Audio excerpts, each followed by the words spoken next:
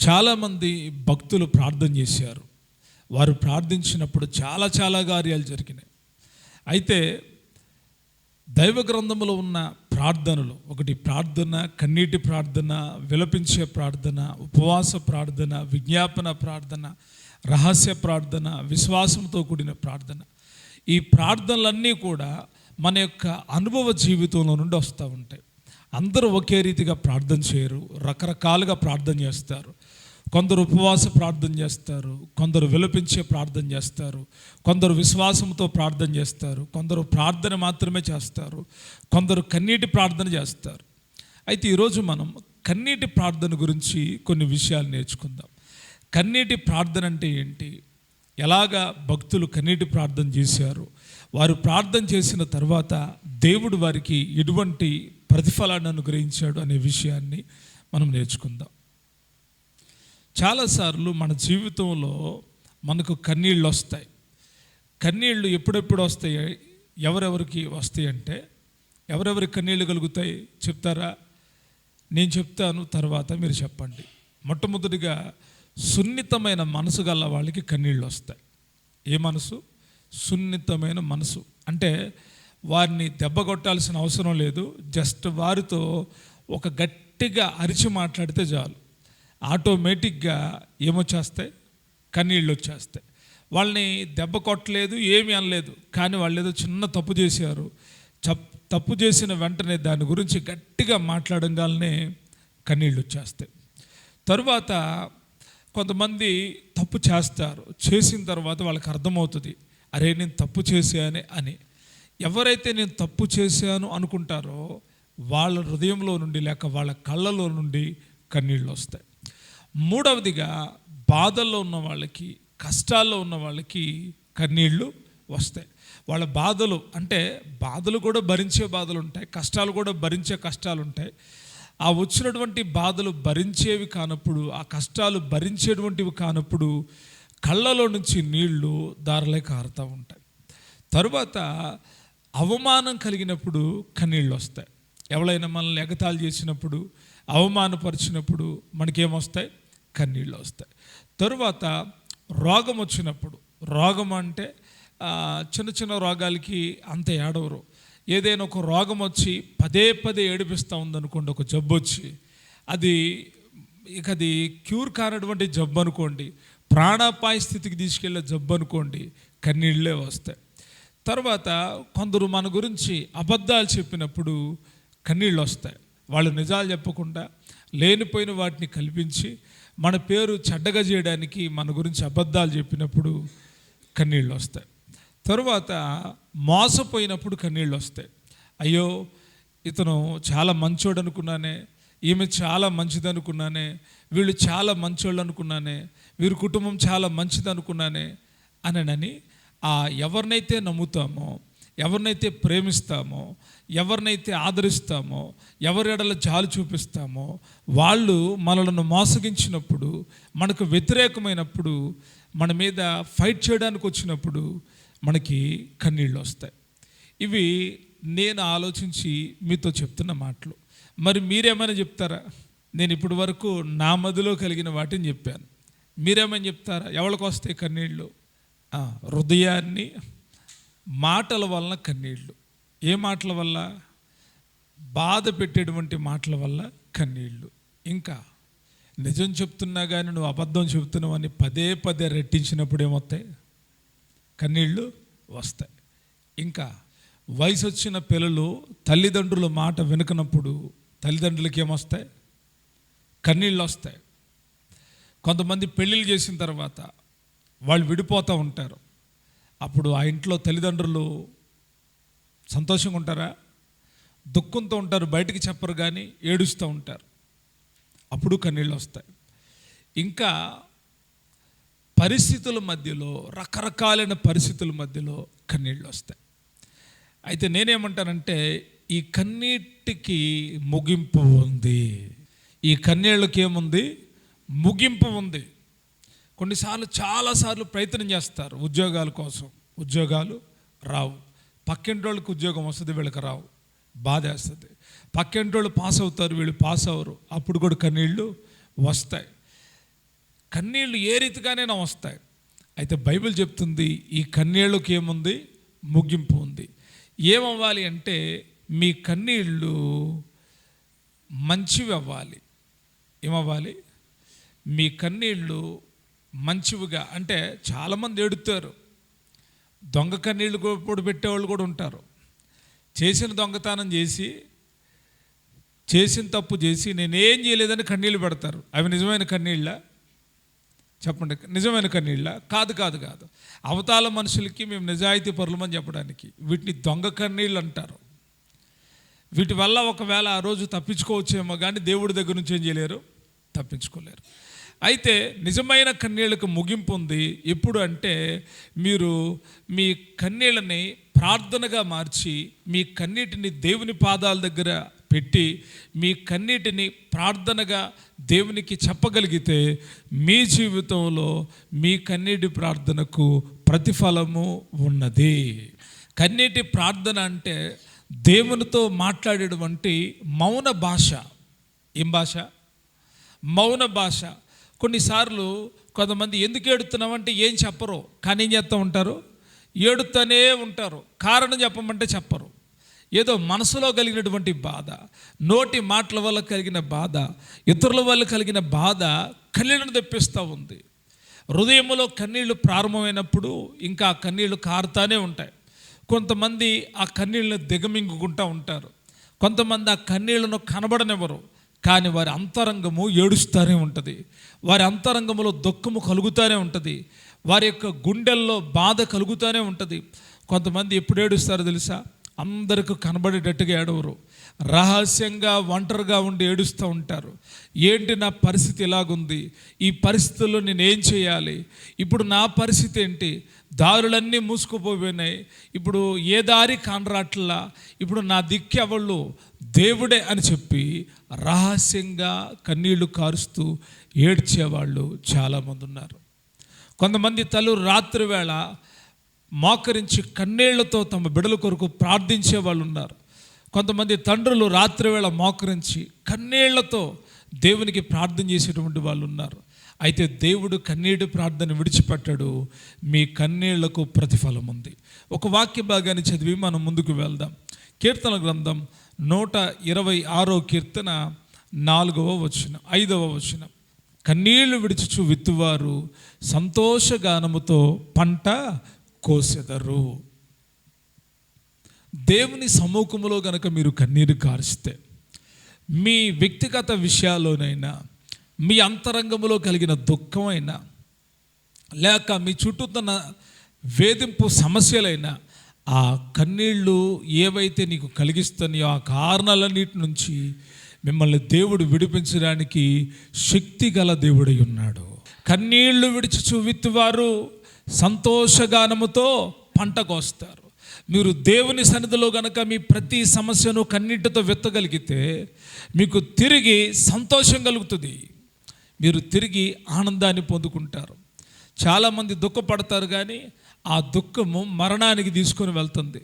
చాలామంది దుఃఖాలకు కారణాలు ఉన్నాయి, కానీ ఆ కారణాల వల్ల వారు నలిగిపోతున్నారే కానీ దేవుని దగ్గర కన్నీరు కార్చలేకపోతున్నారు. మీరు కనుక దేవుని దగ్గర కన్నీరు కారిస్తే మీ పట్ల దేవుడు తన బలమైన కార్యములను జరిగిస్తాడు. అందరి దగ్గర ఏడవకూడదు, ఏడవాల్సిన చోట మాత్రమే ఏడవాలి. మన యొక్క కన్నీళ్ళంట దేవుడు బుడ్డెలో దాచిపెట్టి ఉంచుతాడంట. దేవుని సముఖంలో కార్చేటువంటి కన్నీళ్ళు బుడ్డెలో దాచబడతాయంట. కాబట్టి చాలా శ్రేష్టమైనవి, విలువైనవి మన కన్నీళ్ళు. మన కన్నీళ్ళు ప్రతి బొట్టు దేవుడి సముఖంలో మొరపెడుతుంది. కొందరు మొర ఎలాగుంటుందంటే, దేవుని సన్నిధిలో వాళ్ళు ఏమీ ప్రార్థన చేయరు, ఏడుస్తూనే ఉంటారు, కన్నీళ్లు కారుతానే ఉంటాయి, ఏమి మాట్లాడినట్టుండరు, కానీ కన్నీళ్లు కారుతానే ఉన్నాయి. ఎందుకు అంటే వారి హృదయం నిండా ఉన్న దుఃఖము. అయితే ఈ రాత్రి గమనించాలి, దేవుని యొక్క పిల్లలు కన్నీళ్లు కార్చినప్పుడు దేవుడు చూడకుండా పక్కకు వెళ్ళిపోడు. మీరు పశ్చాత్తాపపడినప్పుడు ఆయన మీ కన్నీళ్లు చూడకుండా ఉండడు, మీ కన్నీళ్లు దాచిపెడతాడు, మీ కన్నీళ్లకు ప్రతిఫలం ఇస్తాడు. మీ కన్నీళ్ళ ద్వారా మీ జీవితాలు మారినప్పుడు ఆయన సంతోషిస్తాడు. ఏడవడం మామూలు ఏడిపి ఏడవకూడదు, దొంగ ఏడుపులు ఏడవకూడదు. నిజాయితీగా యథార్థంగా చేసిన తప్పును ఒప్పుకొని దేవుని సమ్ముఖంలో కన్నీరు కార్చగలిగితే దేవుడు మీకు తన సమాధానాన్ని ఇచ్చేటువంటి వాడై ఉన్నాడు. అయితే దైవ గ్రంథంలో కన్నీరు కార్చినటువంటి వాళ్ళు లేక కన్నీళ్లు కార్చి ప్రార్థించినటువంటి వాళ్ళు చాలామంది భక్తులు ఉన్నారు. అయితే వారిలో ఒక సామాన్యమైన వ్యక్తుల్ని మీ ముందు తెలియజేస్తాను. మొట్టమొదటి ఒక సామాన్యమైన వ్యక్తిని మీకు తెలియజేస్తాను. చదువుదాం. లూకాసు వార్త 7వ అధ్యాయం 37వ వచనం.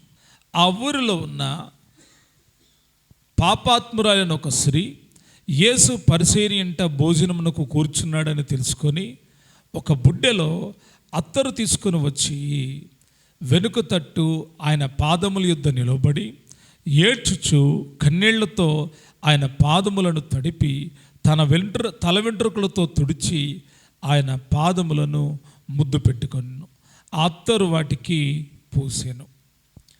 మనం చదివినటువంటి స్టోరీలో యేసు ప్రభువారు ఒక పరిసయ్యుని ఇంట భోజనానికి కూర్చున్నాడు. ఆయన భోజనానికి కూర్చున్నప్పుడు ఆ ఊరిలో ఉన్నటువంటి ఒక పాపాత్మురాలైన స్త్రీ, ఆమె పేరు రాయబడలేదు కానీ ఆమె క్యారెక్టర్ రాయబడి ఉంది.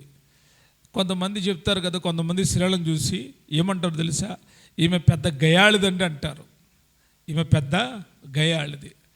ఇంకొక మాట ఏమంటారు తెలుసా, మోసందండి, మోసంది, దొంగది, ఇంకా లోకంలో చాలా రీతిలుగా మాట్లాడతారు. కానీ దేవుడు రాయించేటప్పుడు ఆమె స్థితిని రాయిస్తూ ఉన్నాడు. ఆమె ఎవరంట? పాపాత్మురాలు. ఆ ఊరిలో ఉన్న పాపాత్మురాలు ఆమె. అంటే పాపాత్మురాలంటే ఎలాగుంటుంది? అందరూ మంచిగా చూస్తారు, ఆమెని చూడరు. పైకి మంచిగా పలకరించిన లోపల ఏం చేస్తారు? తిట్టుకుంటారా తిట్టుకోరా? అప్పుడప్పుడు మీరు కూడా మిమ్మల్ని కొందరు పలకరించి మాట్లాడినప్పుడు వాళ్ళు సరిగా కానటువంటి వాళ్ళు అనుకోండి, మీరు అన్నీ లోపల అనుకుంటారు, ఇదన్నీ పనికి మాలిన మాటలు చెప్తుంది అని అనుకుంటారా అనుకురా? అనుకుంటారు. అయితే ఏమే పరిస్థితి అంటే ఊరిలో ఉన్న వాళ్ళందరికీ తెలుసు, ఆమె పేరు రాయబడలేదు కానీ, ఒకవేళ ఎందుకు రాయబడలేదు తెలియదు కానీ ఆమె పేరు మాత్రం రాయబడలేదు. కానీ ఆమె జీవితం అక్కడ ప్రస్తావించబడింది. పాపాత్మురాలు. ఏదంట? పాపాత్మురాలు. ఏ పాపాలు చేస్తుందో తెలియదు. వ్యభిచారం చేస్తుందో, మోసం చేస్తుందో, అన్యాయం చేస్తుందో, అక్రమం చేస్తుందో, లేకపోతే ఎటువంటి రకాలైన పాపాలు చేస్తుందో రాయలేదు కానీ ఒకే ఒక షార్ట్ ఫామ్లో ఉన్న పదం ఏంటంటే పాపాత్మురాలు. ఎవళ్ళు? పాపాత్మురాలు. అయితే ఈమెకి రక్షణ దొరికింది, పాపక్షమాపణ దొరికింది, సమాధానం దొరికింది. ఎలాగా అంటే ఏమొచ్చి యేసుప్రభు వారి దగ్గర ఏమన్నా మోకరిచ్చి ప్రాధేయపడి పాపాలు ఒప్పుకుందా అంటే అలా జరగల. ఏం జరిగింది అంటే మొట్టమొదటిగా యేసుక్రీస్తు ప్రభువారి గురించి తెలుసుకుంది. ఎవరి గురించి తెలుసుకుంది? ఏంటంటే యేసుప్రభు వారి గురించి తెలుసుకుంటే అంటే, నేను గత వీడియోలో చెప్పాను, యేసు ప్రభువారి గురించి తెలుసుకుంటే గుండెల లోపల, హృదయం లోపల విశ్వాసం కలుగుతుంది. ఏం కలుగుతుంది? విశ్వాసం కలుగుతుంది. ఈమె పాపాత్మురాలే కానీ యేసు ప్రభువారి గురించి తెలుసుకుంది. ఏం తెలుసుకొని ఉంటుంది యేసు ప్రభువారి గురించి? ఆ రోజుల్లో ఆయన ద్వారా కలుగుతున్న స్వస్థత కార్యాల గురించి బాగా ప్రకటించబడింది. అద్భుత కార్యాల గురించి బాగా ప్రకటించబడింది. సువార్త ప్రకటించబడింది. కేవలం అద్భుతాలు స్వస్థత కార్యాలే అనుకుంటున్నారా? ఆయన సువార్త చెప్పాడంట. యేసు ప్రభువారు జనులందరూ వచ్చినప్పుడు కొన్నిసార్లేమో స్వస్థత కార్యాలు చేసి తర్వాత సువార్తను చెప్పాడు. కొన్నిసార్లేమో సువార్తను చెప్పి తర్వాత స్వస్థత కార్యాలు జరిగించాడు. ఈ రీతిగా ఆయన చెప్పినటువంటి సువార్త అక్కడికి వచ్చిన ప్రజల ద్వారా వ్యాపిస్తా ఎక్కడి దాకా వెళ్ళింది అంటే పాపాత్మురాల దాకా వెళ్ళింది. ఎవరి దాకా వెళ్ళింది? పాపాత్మురాల దాకా వెళ్ళింది. ఇక్కడ ఈమెకి సువార్త అందించబడింది. సువార్త ఆమె దగ్గరికి వెళ్ళింది. పాపాత్మురాలే కానీ సువార్త యేసుక్రీస్తు ప్రభువారు చెప్పినటువంటి సువార్త ఆమె దగ్గరికి వెళ్ళింది. ఆమె హృదయం తెరవబడింది, ఆమె హృదయం మార్పు చెందింది. ఆమె అనుకుంది, నేను ఎలాగైనా యేసు ప్రభువారిని కలుసుకోవాలి అనుకున్నది. సువార్త వినిన తరువాత ఏ వ్యక్తి అయినా మార్పు చెందాడు అంటే అర్థం ఏంటంటే, ఆ వ్యక్తి ఏమనుకుంటాడంటే, నేను యేసు ప్రభువారితో నడుస్తాను, నేను యేసు ప్రభువారి కొరకు జీవిస్తాను, నేను యేసు ప్రభువారి కొరకు సాక్షిగా ఉంటాను. ఎందుకంటే సువార్తలో అంత శక్తి ఉంది. పౌలు గారు అంటాడు, అయ్యో నేను సువార్త ప్రకటింపని ఎడల నాకు శ్రమ. ఎందుకయ్యా నీకు అంత శ్రమ? ఎందుకు సువార్తను ప్రకటిస్తావు అంటే, ఆత్మలు రక్షించబడాలి అంటే సువార్తను ప్రకటించాలి. సువార్తను ప్రకటించాలి అంటే ప్రతి విశ్వాసి యొక్క సువార్థికుడిగా మారాలి. అప్పుడే పాపములో ఉన్న వాళ్లకు సువార్త ప్రకటించబడుతుంది. యేసు ప్రభు వారి కాలములో శిష్యులు చెప్పారో, అక్కడికి వచ్చిన వాళ్ళు వినిన వారు వెళ్ళి చెప్పారో, మొత్తం మీద ఈ పాపాత్మురాలికి సువార్త చేయబడింది, ప్రకటించబడింది. ఆ పాపాత్మురాలు సువార్త విని యేసు ప్రభువారిని కలుసుకోవాలి అనుకున్నది. అయితే ఒకానొక దినాన తమ ఊరికి యేసు ప్రభు వస్తున్నాడని, ఒక పరిసయ్యుని ఇంట్లో భోజనం చేయబోతున్నాడని తెలుసుకున్నటువంటి ఆమె రెండవదిగా అత్తరును కొన్నది. ఏం కొంది? అత్తరును కొంది. ఎవరైనా మీరు గమనించండి, ఈ సువార్తల్లో 4 సువార్తలు మీరు చదవండి. యేసు ప్రభు వారి దగ్గరకు వస్తా కానుకలు తెచ్చినటువంటి వాళ్ళు ఎవరైనా కనిపించారా? అంటే ఒకళ్ళు తెచ్చారేమో, కానీ తెచ్చారని రికార్డ్ చేయబడిందా?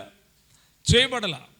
పాత నిబంధన గ్రంథంలో మనం గమనించినప్పుడు ఒక యాజకుని దగ్గరకు కానీ, ఒక ప్రవక్త దగ్గరకు కానీ, ఒక దైవజనుడి దగ్గరకు కానీ వెళ్ళేటప్పుడు ప్రజలు ఏం చేసేవాళ్ళు అంటే, ఏదో ఒక కానుకను తీసుకొని వెళ్ళేవాళ్ళు, ఏదో ఒక కానుక పట్టుకొని వెళ్ళేవాళ్ళు. అయితే ఈమె పాపాత్మురాలు కదా, మరి ఈమెకి ఎలాగా అర్థమైందో కానీ యేసు ప్రభు వారి దగ్గరకు ఖాళీగా వెళ్ళకూడదని చెప్పి ఒక అత్తరు కొన్నది. విలువైన అత్తరు అంట. ఏ అత్తరు? అత్తరులో కూడా అత్తరు ఉంటుంది, విలువైన అత్తరు ఉంటుంది. అంటే కాస్ట్లీ అత్తరు కొంది. ఎవరి కోసం? యేసు ప్రభు వారి కోసం కొంది. కొన్న తర్వాత ఆమె ఏం చేసిందో తెలుసా? ఆ అత్తరు బాటిల్ తీసుకొని ఇప్పుడు ఆయన దగ్గరకు వచ్చింది. ఎవరి దగ్గరకు వచ్చింది? యేసే దగ్గరకు వచ్చింది. యేసే దగ్గరకు రావడానికి ముందేం చేసింది? మొట్టమొదట సువార్తను వింది, యేసేను కలుసుకోవాలనుకుంది. ఇది మొదటిది. రెండవదిగా యేసే వస్తున్నాడని తెలిసింది. ఇప్పుడు ఒక అత్తరు బాట్లు, విలువైన అత్తరు బాట్లు కొనుక్కొని బయలుదేరింది. మూడవదిగా ఆయన దగ్గరకు వచ్చింది. ఎవరి దగ్గరికి? యేసే దగ్గరికి. యేసే దగ్గరకు వచ్చే ముందు ఆ ఇంటోడు చూడ్డా, ఆ ఇంట్లో ఉన్న వ్యక్తి చూడ్డా, ఏడకొస్తున్నావు ఆగు అని అనాలి కదా. అనాలా? అనవసరం లేదా? మరి ఏమీ అనలేదంటే అర్థం ఏంటి? ఊహించండి ఒకసారి. ఆ ఇంటి యజమానుడు ఏమీ మాట్లాడలా. ఏడకు నువ్వు అని గుమ్మం దగ్గర ఏం చేయాలి? అడ్డగించాలి. యేసుప్రభు వారు లోపలికి వెళ్ళాడు, ఆ ఇంట్లోకి వెళ్ళాడు, ఆ ఇంట్లో కూర్చున్నాడు. ఇప్పుడు ఆ ఇంట్లోకి వెళ్ళాలంటే అందరూ ఆయనకి తెలియకుండా, అప్పటికి ఆయన వచ్చాడు, జనసమూహం చాలామంది వచ్చుంటారు, వాళ్ళందరూ బయట ఉన్నారు, బహుశా శిష్యులు కూడా అక్కడ ఉండి ఉంటారు. అయితే ఇతను యేసుప్రభుని సపరేట్గా తీసుకెళ్ళాడేమో. ఏం చేస్తుంది? డైరెక్ట్గా లోపలికి వచ్చేసింది. ఎందుకని ఆ ఇంటి యజమానుడు లేక ఆ పరిసయ్యుడు ఎందుకని ఆమెను ప్రశ్నించలేదు? ఎందుకనంటే చెప్తాను వినండి. ఈమె ఎవళ్ళు? పాపాత్మురాలు. నేను అంతకు మునుపు చెప్పాను, ఆమె ఏం పాపాలు చేసినా ఇక్కడ రాయబడాల. మనకి లోకంలో అర్థం కాడని చెప్తారు. లోకంలో కొంతమంది స్త్రీలు ఉంటారు, మహాతలులు. ఎవళ్ళు? మహాతలులు. ఇద్దరు మగ మనుషులు కొట్టుకున్నారు. మగ మనుషులు ఏం చేశారు? కొట్టుకున్నారు. ఈ భర్త వచ్చి నీరసంగా కూర్చున్నాడు. కూర్చుంటే భార్య అడిగింది, ఏంటండి ఏం నీరసంగా కూర్చున్నావు అంటే, గొడవైంది, ఆడు కొట్టాడు నన్ను, ఆడు నాకంటే చిన్నోడు కొట్టాడు అని చెప్పాడు భార్యకి. ఈ భార్య ఎవడాడు కొట్టింది? ఏంటిది? ఎవడాడు కొట్టిందని నేరుగా ఆడి ఇంటికి వెళ్ళి ఆడిని బయటికి పిలిచి కాలర్ పట్టుకొని టప్ప టప్ప చెంపల మీద కొట్టి, ఇంకొకసారి మా ఆయన జోలికి వచ్చా కట్ చేసేస్తానరా అందే. ఆడొస్తాడు ఇంకోసారి? చెప్పండి, వస్తాడా? అంటే రౌడీయిజం చేసింది. ఏం చేసింది? నా యొక్క ఊహ ఏంటి అంటే, ఈమె పాపాత్మురాలని ఈ పరిసేడుకి తెలుసు. పొర్రపాటున ఈమెను ఆపితే ఏం చేస్తుంది? పాపాత్మురాలు కదా, మామూలు పాపాత్మురాలు కాదు, మామూలం కాదు. ఇప్పుడు దడిసిపోయినోడే మాట్లాడ్డా, ఏదో చిన్న చితక బాయ్ ఆడకెళ్తాం అని అనేవాడు. ఓరే ఈమె నోట్లో నోరు ఎందుకురా బాబు అని అనుకునేవాడు ఏం చేస్తాడు? మౌనంగా ఉంటాడు. అంతేనగా చెప్పండి. ఇప్పుడు సమాధానం కరెక్ట్గా వచ్చిద్ది, ఏమైనా పలకరిస్తే సమాధానం కరెక్ట్గా వచ్చిద్ది అన్న వాళ్ళతో మాట్లాడొచ్చు. కానీ మనం ఏంటమ్మా బాగున్నా అంటే అట కనపడుతున్నా నీకంటే మాట్లాడతారా? చెప్పండి. వీళ్ళతో డేంజర్ రా బాబు అనుకుంటారు. అందుట్లో పాపాత్మరాలని పరిసేడుకు తెలుసు. వస్తుంది లోపలికి వెళ్ళొద్దు అంటలా. ఎందుకో తెలుసా? పొరపాటు లోపలికి వెళ్ళొద్దంటే నన్ను బయటకు దోసేస్తుందేమో, గొడవ అయిపోయిందేమో, సైలెంట్గా ఉంది. ఏం చేస్తుందా అని చూస్తా ఉన్నాడంతే. చూస్తా ఉన్నాడే, ఏమన్నా మాట్లాడా? ఏమంటలా. ఆమె నేరుగా ఎక్కడికి వెళ్ళిపోయింది అంటే యేసయ్య దగ్గరకు వచ్చి ఆయన పాదాల దగ్గరికి వెళ్ళిపోయింది. ఎక్కడికి వెళ్ళిపోయింది? ఆయన పాదాల దగ్గరికి వెళ్ళిపోయింది. ఆయనతో కూడా వెళ్ళి నేను పాపాత్మరాలు, నా పేరు ఇది అది ఏం చెప్పట్లా. ఆ పాదాల దగ్గరికి వెళ్ళి కన్నీళ్లతో ఆయన పాదాలను తడిపింది. పాదాలను తడిపే కన్నీళ్ళు ఎలాగొచ్చినాయో తెలుసా? సువార్త వింది, గ్రహించుకుంది. యేసయ్య దగ్గరకు వస్తూ ఉండగానే హృదయ పశ్చాత్తాపం ఆగట్లా. నేను చేసిన పాపాలన్నీ నా దేవుడికి చెప్పాలంటే, యేసయ్యకు చెప్పాలంటే అబ్బో చాలా ఉన్నాయి, నన్ను క్షమించు ప్రభువా అని కన్నీళ్ళు మాట్లాడుతున్నాయి. కన్నీళ్ళు ఏం చేస్తున్నాయి? నన్ను క్షమించు నాయన అని మాట్లాడుతున్నాయి. కన్నీళ్లతో ఆయన పాదాలు తడుపుతూ ఉంది. కన్నీళ్లు ధారలే కారుతూ ఉన్నాయి. పాదాలు తడుపుతుంది. తరువాత ఏం చేసిందో తెలుసా? తల వెంట్రుకలతో తుడిచింది. తరువాత ఆయన పాదాలు ఏం చేస్తుంది? ముద్దు పెట్టుకుంటుంది. తర్వాత ఆ పాదములకి ఏం చేస్తుంది? అత్తరు పోస్తుంది. ఈ పని ఆమె చేస్తూ ఉంది. ఆమె గుండెలో నుండి వచ్చిన కన్నీళ్లతో ఆయన పాదాలు కడిగింది. ఎవ్వరు కూడా యేసు ప్రభువారు జీవించిన జీవిత కాలంలో ఎవ్వరు, చాలామంది పాపులు ఆయన దగ్గరకు వచ్చినప్పటికీ వారు ఎవ్వరూ కూడా ఇటువంటి త్యాగం చేయలేదు. చాలామంది పాపంలో ఉన్న స్త్రీలు ఆయన దగ్గరకు వచ్చారు, ఎవరు కూడా ఈ త్యాగం చేయలే. ఈమె వచ్చి ప్రార్థన చేయట్లా, ఏం చేయట్లా, కేవలం కన్నీళ్లతో ఆయన పాదాలు తడిపి తల వెంట్రుకలతో తుడిచి ఆయన పాదాలు ముద్దు పెట్టుకొని ఆయన పాదాలకు అత్తరు పోస్తూ ఉంటే ఈ పరిసేడు లోపల తిట్టుకుంటున్నాడంట. ఆ పరిసేడు అనుకుంటున్నాడంట మనసులో, ఈయన ప్రవక్త అయినడలా తన్ను ముట్టుకున్న ఈ స్త్రీ ఎటువంటిదో ఎరిగి ఉండును, ఇది పాపాత్మురాలని తనలో తాను అనుకుంటా ఉన్నాడు. అప్పుడు యేసయ్య అంటున్నాడు, సీమోను నీతో ఒక మాట చెప్పమని ఉన్నానని అతనితో అనగా అతడు బోధకుడా చెప్పమన్ను. అప్పుడు యేసు ఇంచుమించు అప్పు ఇచ్చు ఒకనికి 2 రుణస్థులుండిరి. వారిలో ఒకడు 500 దేనారములు, మరి ఒకడు 50 దేనారములు అచ్చి ఉండిరి. ఆ అప్పు తీర్చుటకు వారి యొద్ద ఏమీ లేకపోయాను కనుక అతడు వారిద్దరిని క్షమించెను. కాబట్టి వీరిలో ఎవడు అతన్ని ఎక్కువగా ప్రేమించనో చెప్పుమని అడిగాను. అందుకు సీమోను, అతడు ఎవరికి ఎక్కువ క్షమించునో వాడే అని నాకు తోచుచున్నదని చెప్పగా ఆయన, నీవు సరిగ్గా యోచించువని అతనితో చెప్పి ఆ స్త్రీ వైపు తిరిగి, ఎవడి వైపు తిరిగి? అప్పటిదాకా ఎవడి వైపు చూస్తున్నాడు? ఆ ఇంటికి పిలిచిన అతని వైపు చూసి మాట్లాడుతున్నాడు. ఇప్పుడు ఆ స్త్రీ వైపు తిరిగి సీమోనుతో చెప్తున్నాడు, ఈ స్త్రీని చూస్తున్నావే, నేను ఈ ఇంటిలోనికి రాగా నీవు నా పాదములకు నీళ్లు ఇయ్యలేదు. నెంబర్ 1, నువ్వు నాకు నీళ్లు ఇయ్యలేదు. ఈమె తన కన్నీళ్లతో నా పాదములను తడిపి తల వెంట్రుకలతో తుడిచాను. రెండవది, నీవు నన్ను ముద్దు పెట్టుకోలేదు, కానీ నేను లోపలికి వచ్చినప్పటి నుండి ఈమె నా పాదములను ముద్దు కొనుట మానలేదు. ఇది రెండవది. మూడవది, నీవు నూనెతో నా తల అంటలేదు, కానీ ఈమె నా పాదములకు అత్తరు పూసాను అంటాడు. ఆమె విస్తారముగా ప్రేమించను కనుక ఆమె విస్తార పాపములు క్షమించబడినని నీతో చెప్పుచున్నాను. అతనేమనుకున్నాడంట? ఇది ఎట్టుదో తెలియదు ఆయనకి అని మనసులో అనుకున్న విషయాన్ని దేవుడు నేరుగా మాట్లాడుతున్నాడు. ఈ వరుసలో నువ్వు కూడా పాపివే, నీవు కొద్ది పాపాలు చేసావు, ఆమె ఏం చేసింది? ఎక్కువ పాపాలు చేసింది.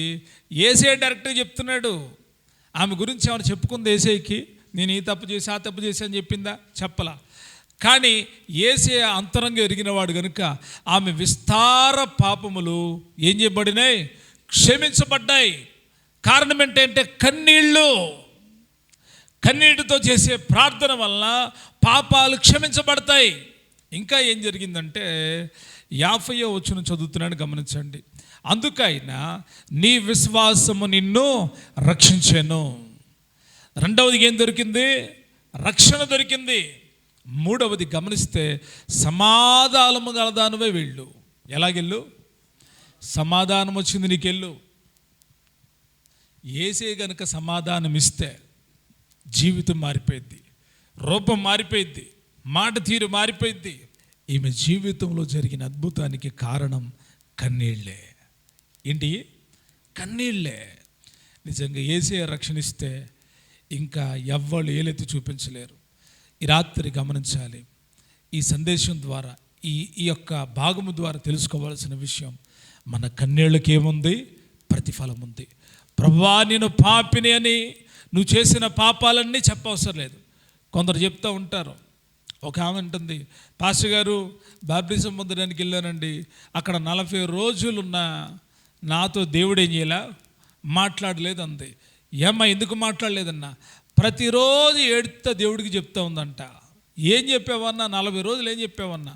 నా పాపాలన్నీ ఒప్పుకున్నానండి అంతే. ఎన్ని చేసేవేంటన్నా? 40 రోజులు ఒప్పుకున్నావంటే మామూలు దానివి కాదు. ఎన్ని పాపాలు చేసావన్నా? అయ్యా చిన్నప్పటి నుంచి చేసిన పాపాలు. ఎప్పటి నుంచి అంట? ఎప్పుడు? పెన్సిల్ దొంగతనం, రబ్బర్ దొంగతనం, ఇంకా ఫ్యాంట్లు డబ్బులు తీసినవి, ఎన్ని దొంగతనాలు చెప్పేసిందంట దేవుడికి. మరి ఇప్పుడు దేవుడు ఏం చేయాలి? క్షమించానని చెప్పాలిగా. చెప్పవసరం లేదా? ఎన్ని చెప్పాలా దేవుడికి? ఈమె ఎన్ని చెప్పిందా? చెప్పండి. ఈమె ఎన్ని చెప్పిందా? ఏం చెప్పలా. జస్ట్ ఒక 10 minutes 15 minutes ఏమంతే. ఆ 10-15 నిమిషాల్లో కన్నీళ్లు తీసే పాదాలు తడిపింది. ఆ కన్నీళ్లలో ఆమె పాపాలు క్షమించబడ్డాయి. ఈరోజు కూడా చెప్తున్నాను, దైవ చిత్తానుసారమైన దుఃఖం అంట రక్షణార్థమైన మారు మనసు కలుగు చేస్తుందంట. ఏం కలుగు చేస్తుంది? రక్షణార్థమైన మారు మనసు కలుగు చేస్తుందంట. కాబట్టి కన్నీళ్లు దేవుని సందులో విడిచింది, పాపాలు క్షమించబడ్డాయి, రక్షణ దొరికింది, సమాధానం దొరికింది. ఇది మొదటి విషయం. రెండవదిగా మనం చదువుదాం యెషయా గ్రంథం 38వ అధ్యాయం 1-2 వచనాలు చదువుతున్నాను, మీరు గమనించండి. ఆ దినముల్లో హిజ్కియాకు మరణకరమైన రోగము కలుగగా ప్రవక్తయు ఆమోజు కుమారుడనైన యెషయా అతని యొద్దకు వచ్చి, నీవు మరణమవుచున్నావు, బ్రతుకువు గనుక నీ ఇల్లు చక్కబెట్టుకోనమని యెహోవా సెలవిచ్చుచున్నాడని చెప్పగా, ఒక ప్రవక్త రాజు దగ్గరికి వెళ్ళాడు. ఎక్కడికి వెళ్ళాడు? రాజు దగ్గరికి వెళ్ళాడు. రాజు దేవుని సంబంధే, అయితే బలహీనతలో ఉన్నాడు, రోగముతో ఉన్నాడు, శత్రువుల యొక్క ముట్టడి మధ్యలో ఉన్నాడు, ఇతడి పరిస్థితి బాగాలేదు. ఆ సమయంలో దేవుడు అన్నాడు యెషయా ప్రవక్తని పిలిచి, హిజ్కియాకి వెళ్ళి చెప్పు, హిజ్కియా ఏం కాబోతున్నాడు? చనిపోబోతున్నాడు. కాబట్టి హిజ్కియా వెళ్ళినేం చేయమను? చక్కబెట్టుకోనమని వర్తమానాన్ని దేవుడు యెషయా ప్రవక్త ద్వారా హిజ్కియా దగ్గరకు పంపించాడు. అయితే హిజ్కియా ఆ మాట విన్నప్పుడు ఏం చేశాడు? మీరైతే ఏం చేస్తారు? ఏ పాస్టర్ గారైనా మీతో ప్రవచనాత్మకంగా మీరు చావబోతున్నారు, మీ పాపాలు ఒప్పుకోండి అన్నారనుకోండి, ఏమంటారు చెప్పండి? కోపగ్రస్తులైతే ఏం మాట్లాడుతున్నారు అంటారు. కోపం లేకుండా ఉండేవాళ్ళు కొంతమంది ఉంటారు. వాళ్ళు అప్పుడేం మాట్లాడరు. వెళ్ళిపోయిన తర్వాత ఏంటా పాస్టర్ గారు మాట్లాడేదేంటి? నేనంత పరిశుద్ధుని, నేనంత పరిశుద్ధురాలని, ఎంత భక్తిపరురాలని, నన్ను చూసి పాపాలు ఒప్పుకో, నువ్వు మరణం అవుతున్నావు అంటాడేంటి అని అంటారు. అంటారు. హిజ్కియా ఒక రాజు, దేవునితో సంబంధం కలిగినటువంటి వాడే, దేవుని చిత్తం తెలిసినటువంటి వాడే. అయితే స్పందించేటువంటి విధానాన్ని మనం గమనించినప్పుడు, ఎప్పుడైతే ప్రవక్త తనతో చెప్పినప్పుడు అతడు మొట్టమొదటిగా దేవుని మాటను విన్నాడు. దేవుని మాటను ఏం చేశాడు? విన్నాడు. రెండవదిగా దేవుడి మాటను నమ్మాడు. ఏం చేశాడు? నమ్మాడు. మూడవదిగా నమ్మాడు కనుకే ప్రార్థన చేయడం మొదలుపెట్టాడు. ఎలా ప్రార్థన చేస్తున్నాడంట? చదువుతున్నాను చూడండి. అతడు తన ముఖమును గోడ తట్టు త్రిప్పుకొని, యెహోవా, యథార్థ హృదయుడినై సత్యముతో నీ సన్నిధిని నేను ఎట్లు నడుచుకుంటునో, నీ దృష్టికి అనుకూలముగా సమస్తము నేను ఎట్లు జరిగించుతునో కృపతో జ్ఞాపకము చేసుకోమని హిజ్కియా కన్నీళ్లు విడుచుచు యెహోవాను ప్రార్థింపగా. ఎలా ప్రార్థన చేస్తున్నాడంట? కన్నీళ్లు విడుచుచు ఒకటే ప్రార్థన. అక్కడ ప్రార్థన రాసి ఉంది. ఏంటి ఆ ప్రార్థన? ప్రభువా, యెహోవా, యథార్థ హృదయుడినై సత్యముతో నీ సన్నిధిలో నేను ఎట్లు నడుచుకుంటునో, నీ దృష్టికి అనుకూలంగా సమస్తం నేను ఎట్లు జరిగించుతున్నో కృపతో జ్ఞాపకం చేసుకోమని ఏం చేస్తున్నాడంట? కన్నీళ్లు కారుస్తున్నాడు, ఏడుస్తున్నాడు. ఎందుకంటే వర్తమానం వచ్చింది. వర్తమానం వచ్చినప్పుడు హృదయం స్పందించింది. హృదయంలో నుండి కన్నీళ్ళు వచ్చినాయి.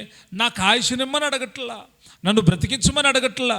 ఒకటే అన్నాడు, నీ సన్నిధిలో ఉన్నప్పుడు నేను యథార్థంగా ఉన్నానయ్యా, నన్ను కృపతో జ్ఞాపకం చేసుకో అని హిజ్కియా ఒకటే కన్నీళ్ళు, ఒకటే కన్నీళ్ళు, ఒకటే కన్నీళ్ళు. అయితే ఫలితం ఏంటో తెలుసా?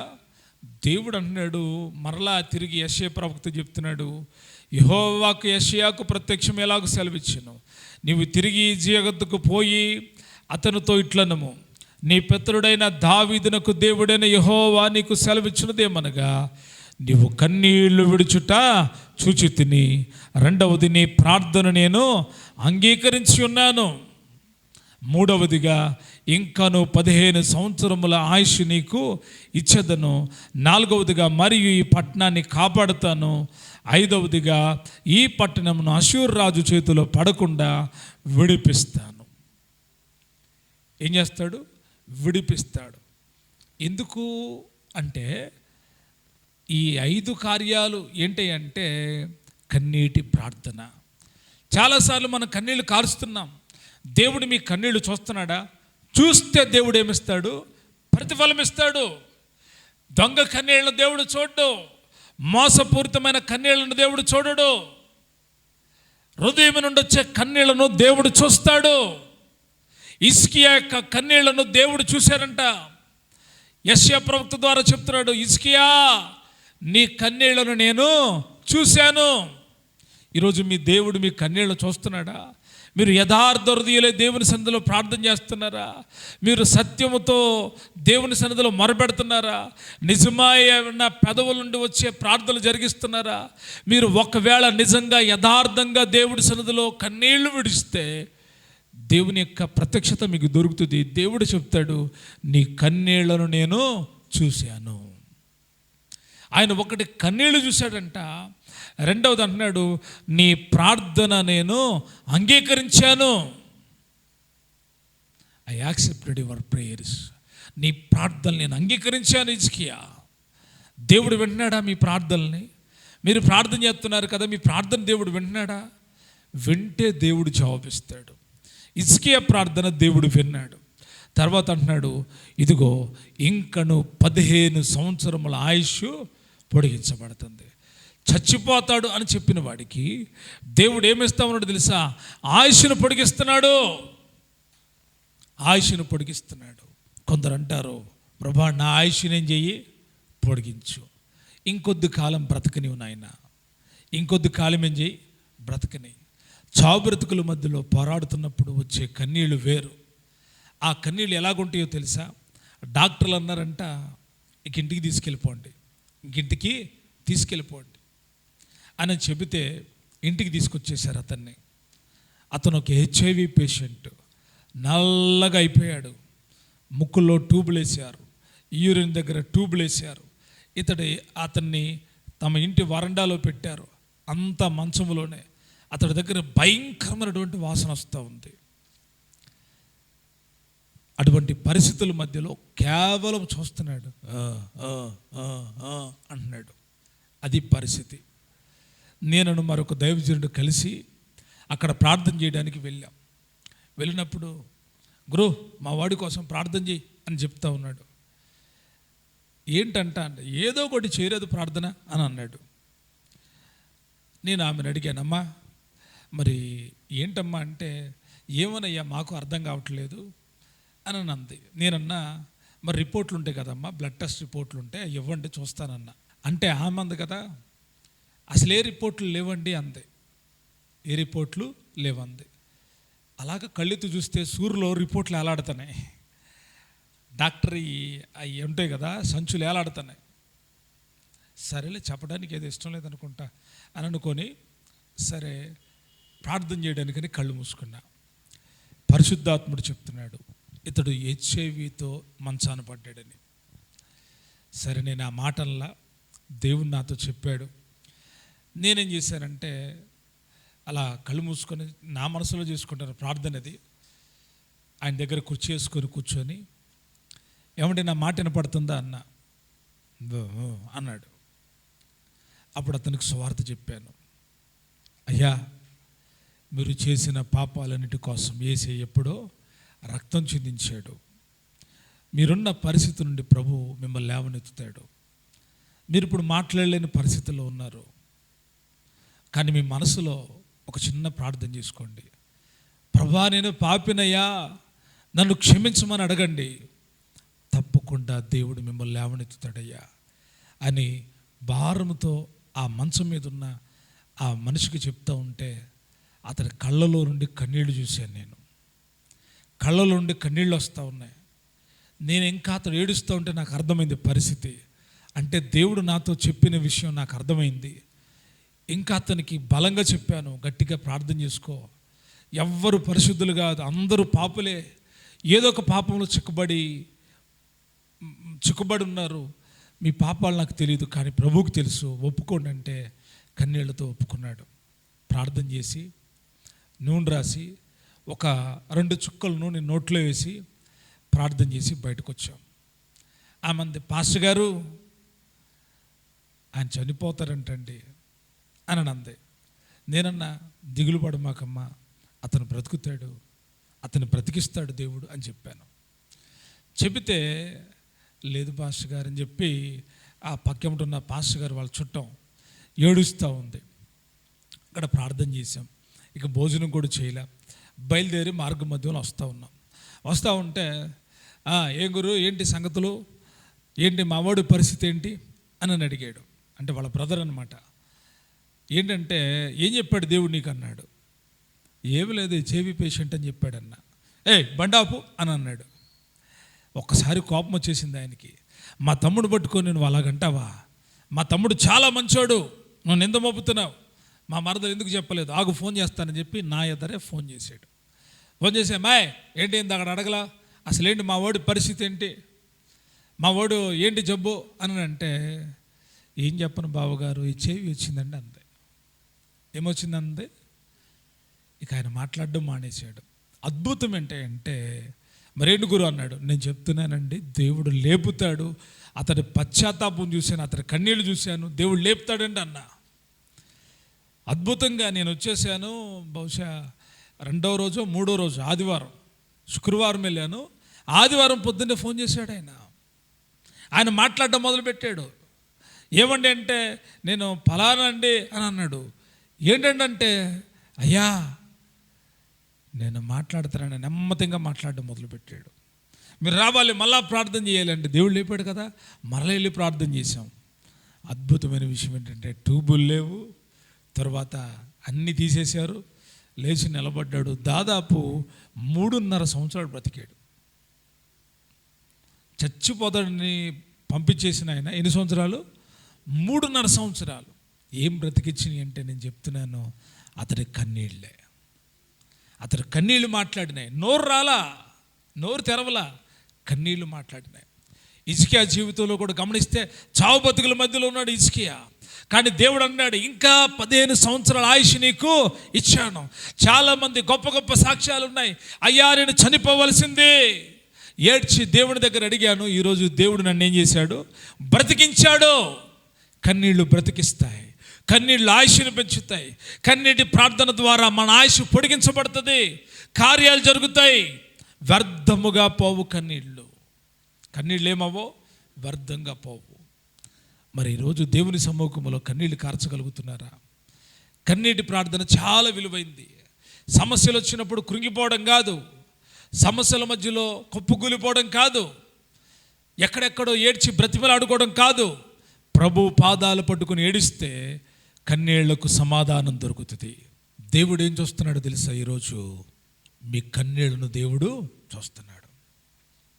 దేవుడిని అడగాలి. సమస్యలు ఉన్నప్పుడే కన్నీళ్లతో అడగాల? సమస్యలు ఉన్నప్పుడైనా కన్నీళ్లతో అడిగేది కాదు.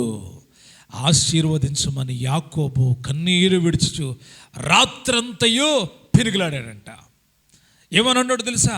ఒకటే మాట దేవుని దగ్గర అడుగుతున్నాడు, నన్ను ఆశీర్వదించయ్యా ప్రభువా, నన్ను ఆశీర్వదించమని. ఏం చెప్తున్నాడు?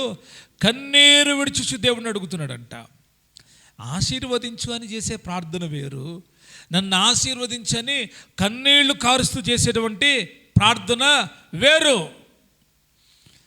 మామూలుగా మీరు నన్ను ఆశీర్వదించు ప్రభువా, నన్ను ఆశీర్వదించంటే అది మామూలుగానే ఉంటుంది ప్రార్థన.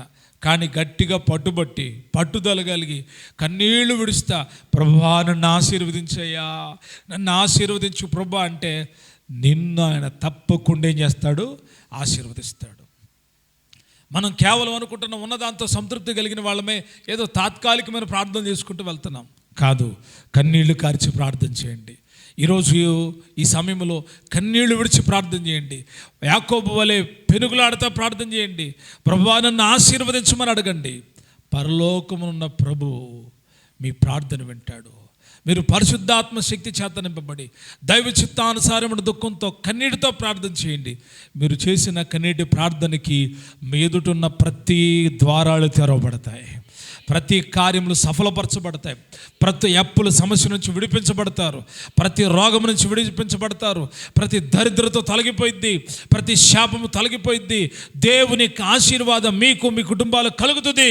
అయితే మీరేం చేయాలి తెలుసా? కన్నీళ్లు విడిచుచు దేవుని సన్నిధిలో ప్రార్థన చేయాలి. 2 ప్రార్థనలు మీ ఎదురుంచాను. ఒకటి, పాపాత్మురాలైన స్త్రీ ఆమె పాపములు ఒప్పుకునే రీతిగా కన్నీళ్లు విడిచింది, పాప క్షమాపణ పొందుకుంది, రక్షణ పొందుకుంది, సమాధానాన్ని పొందుకుంది. రెండవదిగా భక్తిపరుడే, దేవుని సన్నిధిలో యథార్థంగా ఉన్నవాడే మరణ పడకలు దగ్గరగా సమీపించినప్పుడు, దైవజనుడు మాట మాట్లాడినప్పుడు, వాక్యము విన్నప్పుడు, దైవజనుడు ప్రవచనం విన్నప్పుడు ఆ మాటకు వ్యతిరేకంగా మాట్లాడకుండా తన్ను తాను తగ్గించుకొని తన ముఖాన్ని దేవుడి తట్టు కూడా చూపించుకోలేని పరిస్థితుల మధ్యలో గోడ తట్టు తిరిగి కన్నీళ్లు విడిచి ప్రార్థించాడు. 15 సంవత్సరముల ఆయుష్ను పొందుకున్నాడు. దేవుడు మన పరిస్థితులను మార్చాలి అంటే మామూలు ప్రార్థన సరిపోదు. మిమ్మల్ని ఆశీర్వదించాలంటే మామూలు ప్రార్థన సరిపోదు. కొన్ని పరిస్థితులు ఉంటాయి, బయటకు వచ్చే పరిస్థితులు కాదు అవి. కొన్ని అప్పులు ఉంటాయి, బయటపడే పరిస్థితులు కాదు అవి. అయితే ఏం చేయాలో తెలుసా? దేవుని సముఖములో కన్నీరు విడిచుచు ప్రార్థన చేయాలి. వెంటనే జరిగిపోయిందండి అంటే కొన్ని కార్యాలు వెంటనే జరుగుతాయి, కొన్నిసార్లు లేట్ అవుతాయి. అధైర్యపడొద్దు. ఆయన ఆశీర్వదించిన దాకా పట్టుబట్టి కన్నీళ్లు విడిచి ఏం చేయాలి? ప్రార్థన చేయాలి. ఉద్యోగాలు కావాలా? కన్నీళ్లు విడిచి ప్రార్థన చేయి. వ్యాపారంలో దీవెన కావాలా? కన్నీళ్లు విడిచి ప్రార్థన చేయి. గర్భఫలం కావాలా? కన్నీళ్లు విడిస్తా ప్రార్థన చేయి. పరిస్థితులు బాగాలేదా? కన్నీళ్లు విడిస్తా ప్రార్థన చేయి. పిల్లలు తిరుగుబాటు చేస్తున్నారా? వాళ్ళ కొరకు కన్నీళ్లు విడిస్తా ప్రార్థన చేయి. శత్రువులు ఎక్కువైపోయారా? వారి కొరకు కన్నీళ్లు విడిస్తా ప్రార్థన చేయి. పొలము పండట్లేదా? కన్నీరు విడిస్తా ప్రార్థన చేయి. నీ కన్నీటి ప్రార్థన దేవుడు ఆలకించి నీకు ప్రతిఫలం ఇస్తాడు. ప్రభు సన్నిధిలో కన్నీరు కారిస్తే నీ కన్నీళ్ళకి ఏముంది? ప్రతిఫలం ఉంది. పిడికెడు విత్తనాలు చేత పట్టుకుని వెళ్ళి కన్నీటితో విత్తువారు సంతోషగానముతో పంటను కోస్తారు. ప్రభు మీతో చెప్తున్నాడు, మీరు కన్నీళ్లు విడిచి విత్తితే సంతోషం అనే పంటను కోస్తారు. కాబట్టి ప్రభు సన్నిధిలో యథార్థ హృదయమై కన్నీళ్లు విడుస్తూ ప్రార్థన చేద్దాం. ఈ సందేశం ద్వారా నేను తెలియజేసే విషయం ఒకటి, మీరు పాపములో ఉంటే పాప క్షమాపణ కన్నీళ్ళ ద్వారా కలుగుతుంది. ఒకవేళ మీరు శాపములో మరణం బంధకాల్లో ఉంటే కన్నీటి ద్వారా దేవుడు మీ ఆశని పొడిగిస్తాడు. ఈ సందేశం ద్వారా దేవుడు మీ పాప బంధకాల నుంచి మీ కన్నీళ్ళ ద్వారా విడుదల కలిగించునుగాక. మీకు ఆరోగ్యం లేకపోతే దేవుడు ఆరోగ్యం దయచేయునుగాక. మీ ప్రతి సమస్యలు ఏవైనా మీరు కన్నీటితో ప్రార్థించినప్పుడు దేవుడు మీ ప్రార్థన విని మీ ఎడల తన కార్యములు సఫలపరచునుగాక. ఈ సందేశమును దేవుడి హృదయంలో స్థిరపరచునుగాక.